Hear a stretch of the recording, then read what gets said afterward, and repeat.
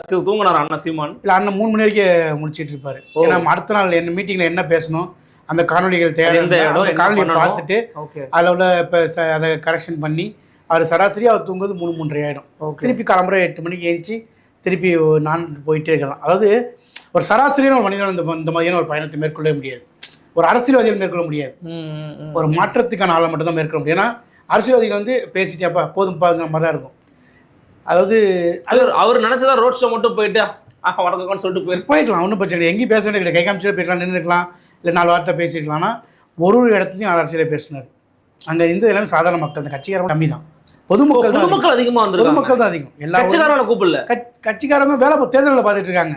Okay. So அங்கே ஒரு பாயிண்ட்டுக்கும் வந்து அவர் போய் நின்று பேசும்போது அந்த கூட்டம் காமிச்சிங்கல்ல, வீடியோக்கெல்லாம் பார்த்தோம்ல, அந்த ஊர் மக்கள் தான், வெகுஜன மக்கள் தான், அவங்க சாதாரண எல்லாம் மக்கள் தான் நின்று நிதானிச்சு கவனிச்சாங்க. அதை நான் பற்றி பெருசாக இந்த போட்டிருந்தது பார்த்தேன். ஏன்னா மக்கள் தான் கவனிச்சாங்க. ஏன்னா அந்த ஒரு குக்கிராமத்தை போய் கட்சிக்காரலாம் இல்லை, அவங்கள தேர்தலை பார்க்க போயிட்டாங்க.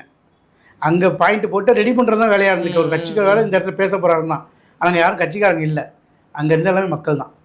அது ஒரு சராசரி அரசியல்வாதியாக இந்த மாதிரி பயணத்தை மேற்கொள்ள முடியாது. நீங்கள் இப்போ இந்த 23ஆம் ஆரம்பித்த அந்த வேட்புமனு தாக்கல்லேருந்து நீ யாரென்னா பாருங்கள், எவ்வளோ பேசியிருப்பாங்க, எவ்வளோ பயணம் பண்ணி நீங்கள் யோசிச்சு பாருங்கள்.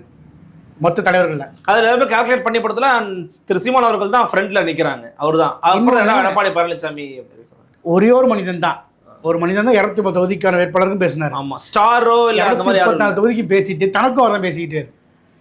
மற்ற பேச்சாளர்லாம் பேசினாங்க, எல்லாம் ஓகே தான். ஆனால் அவர் அதை அவாய்ட் பண்ணிக்கலாம், இங்கே போக வேண்டிய அவசியம் இல்லை, இங்கே போய் அப்படிங்கிற மாதிரியான இருந்துக்கலாம். ஆனால் எல்லா ஊர்லேயும் பேச வேண்டியது, தொண்டை ரொம்ப கட்டினா கூட அந்த மைக்கை பிடிச்ச உடனே அது ஆட்டோமேட்டிக்காக 1 மணி நேரம்